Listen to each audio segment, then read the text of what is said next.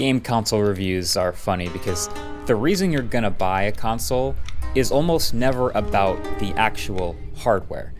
It's about the games. So new console season has always been interesting because, yeah, of course we want the new one to be higher fidelity and better in every way than the old one, but if you only play Forza, then you were never gonna buy a Switch in the first place. But if you really wanna play Mario Kart World, well then you were only ever gonna buy a Switch. So it's not about the hardware itself, this thing is just a vehicle for playing the games. It's all about the games. So, what am I doing here?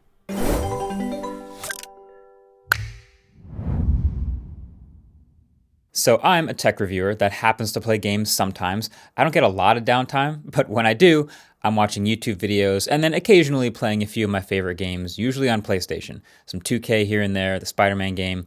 So hearing what I have to say about the Switch might not seem that interesting, but you know what's more interesting? The fact that this is a second generation product. I've said this many times. The second generation product is always the most interesting. See, when Nintendo launched the first Switch in 2017, the concept was pretty novel. Look, most video game consoles are either a sit down at the couch console like a PlayStation or an Xbox, or they're a handheld on the go console like the Nintendo 3DS or a PS Vita. So Nintendo comes along with this fun idea of a console that can switch back and forth between a handheld console with nice screen and controls built in and a sit-down console with removable controls so you can be on the couch and play it on a TV. It's like a two-in-one. It's risky, but the value proposition was pretty obvious and it happened to take off. I always say the second generation of a product is the most interesting though, because that's when you get to see them like pick a direction and move forward with all the things they learned from trying this new idea. Nintendo basically has replaced both the Wii U TV console and the 3DS handheld console with one thing. So the Switch is successful as a two-in-one, which is great. But now think about designing a two-in-one console. Do you want to, bias it a little bit more towards mostly handheld use? You think that that's what it should be good at? Or do you think people will mostly use it docked to a TV, so you kind of lean more towards that direction?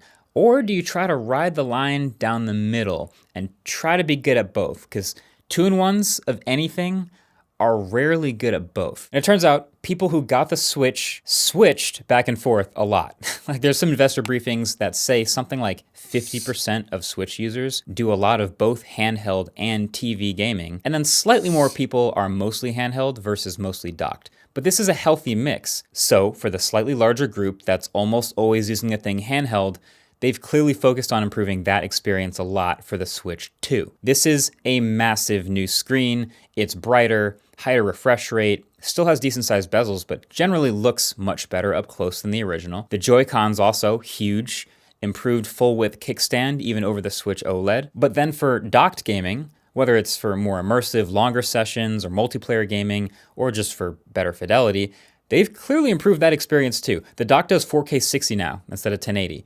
It can do HDR output. There's now a cooling fan, so performance stays better for longer gaming sessions. And they threw a USB Type-C port at the top of the console so you can plug in extra accessories even while it's docked. Also adding Ethernet built right into the dock, probably after seeing a ton of people add it with an adapter.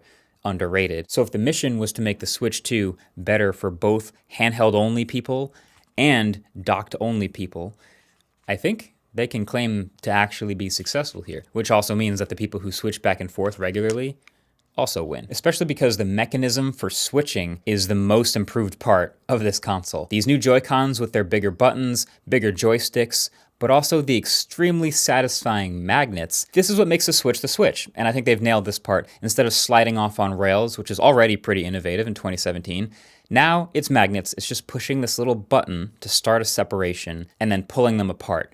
And then reconnecting them is even easier with this nice color matching animation and a sound that goes with it. Niceties, that's a fun word. And it means exactly what it sounds like. Any new thing like this is gonna have its upsides, and there's also some downsides, which I'll get to, trust me. But the Switch 2's updates go beyond just the classic Gen 2 improvements. Like I said, the Joy-Cons are really what make the Switch, and I think that was their number one learning from the first generation. That's why they're bigger, built better, The SR and SL buttons are way more usable for those two-player games where you're actually using those. It's dramatically more comfortable, the magnets are great, but also mouse mode is a new thing. And it's interesting, it doesn't actually do anything in most of the games I happen to play, but it is responsive and ridiculously easy to activate. It works well on different types of surfaces, including my pants leg, but like I said at the beginning, it's all about the games. And, there will be games eventually that support this to a deeper level than just clicking through menus. Like I keep coming back to that wheelchair soccer game I saw a few weeks ago when I played it at that demo. That's still all I've been able to try with it so far, but this definitely leaves the door open for some more potentially really interesting stuff in the future. And then the other obvious nicety is literally just performance. New console means new compute, even if you're not playing new games. Just seeing the games you're already used to on a bigger screen at a higher refresh rate is already a pretty sick update. There's been some pretty detailed testing now of different games that were limited on the Switch 1, seeing way more consistent frames on the Switch 2, even without any updates, which is pretty sick. This game, Bomb Rush Cyberpunk, was getting like 24 to 30-ish frames per second on the Switch 1, looking kind of choppy sometimes. Now, it's locked at 60 FPS on the Switch 2. It's so much better. Resident Evil 5 is another one. It looks, decent on the Switch 1, but typically runs anywhere from 30 to 40 FPS. But again, the Switch 2 can run it at a clean 60. Doesn't even blink. No questions asked. So yes, moving through menus is faster, and going through the eShop is actually kind of snappy, and launching games is quicker. All that stuff is to be expected, and it's nice. But there's also that sort of bonus element of, if you are a Switch 1 gamer, then even without buying any new games, the Switch 2 kind of breathes new life into a lot of your previous games for a price. The truth is, the battery life is the only real major weak point I've been able to find with the Switch 2 in my testing. And in hindsight, it probably shouldn't be a big surprise. Because when you take a small handheld console and give it an even bigger display and even more frames per second and an even more powerful chip, of course battery life can't possibly be amazing. My bottom line is it's very similar to the first Switch, sometimes a little better, but sometimes worse.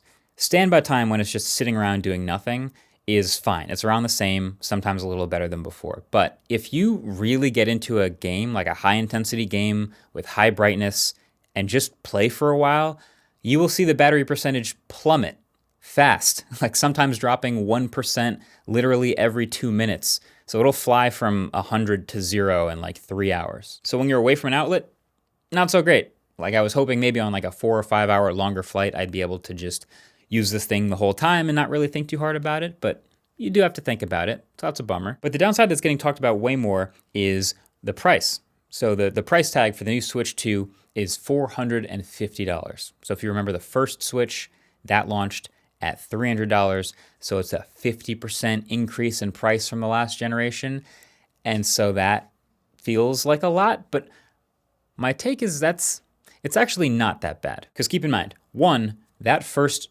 Switch came out in 2017. So adjusted for inflation, that's almost $400 in today's money. But then also, it's been 8 years since that original console came out. So 8 years later, getting an updated version with a bigger, better display and better compute and all this re-engineering and the new Joy-Cons and magnets and all that doesn't feel that crazy if you're gonna have this for 4 to 5 years at a time.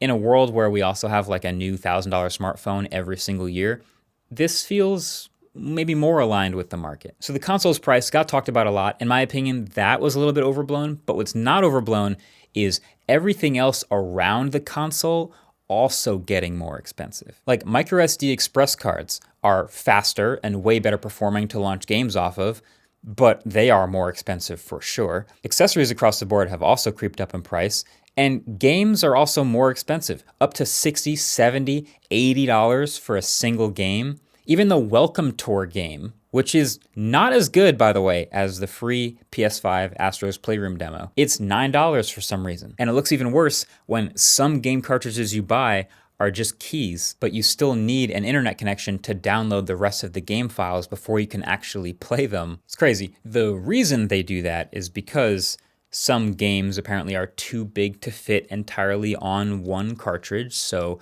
they split it up, and here's a key with some files and then download some others. But yeah, you can see how the headline would be kind of tough there.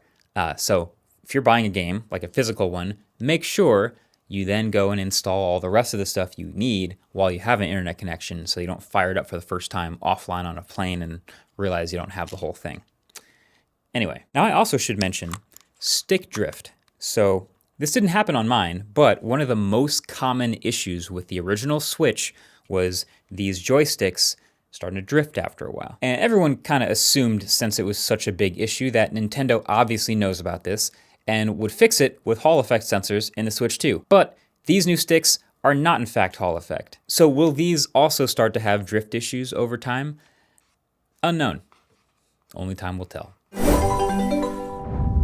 So like I said at the beginning, if you're in a purchase decision here, watching this video, it really comes down to the games. Like, which games do you want to play? If you're a Call of Duty person, you were never going to buy a Switch 2. But if you love Mario games or Zelda or Pokemon, well, then here we are. It's still early in the cycle, so people getting Switches now, you'll notice there's not really that many new games made specifically for the Switch 2 yet. But, I mean, Mario Kart World is by far and away the most popular one, so you might as well get the bundle, which is $500, and then you save your $30 there. But from there, it's choose your own adventure. This, plus a wall plug, will be your vessel for whatever games you play for the next 4 years. Now, you might have also noticed I've been using, a lot during this video actually, these color-matching Joy-Con skins from channel sponsor dbrand. Pretty sick. But a few of us around the office have also been using their new Kill Switch case since the impressions video a couple weeks ago. Best part is probably these ergonomic hand grips on the Joy-Cons. Major key if you're one of the people planning on going handheld with it a lot. And like I said in the review, I appreciate bigger Joy-Cons this time around, but the shape is still not ideal for super long gaming sessions. So the grips on the Kill Switch solve that. This super ergonomic handle feels like it was actually made for human hands. Now, if you're wondering how any of this is supposed to fit inside the OEM dock, well, it doesn't, but dbrand includes a dock adapter with every order that gives full 4K 60 pass-through and then doesn't affect any of the console or dock cooling. But the other thing I think you guys will appreciate is this travel cover. So if you're going somewhere with your Switch 2, pop it in. This little bungee cover over the back secures it in place, and then the front's protected, so it's not going anywhere. Plus, it lets you store 10 games on the inside of this travel cover shell. And then last but not least, considering Switch 2's got a non-removable plastic film applied over the glass that gets scratched super easily, you'll probably want to pick up a screen protector. dbrand's Prism is super easy to install. It comes in a 2-pack, and if you grab it alongside the Kill Switch, you'll save $35. So if you already have a Switch 2, or if you're gonna get one, I highly recommend checking out the dbrand stuff. Link will be below. Anyway, I'm gonna get back to playing some backyard baseball. Thanks for watching. Catch you guys in the next one. Peace.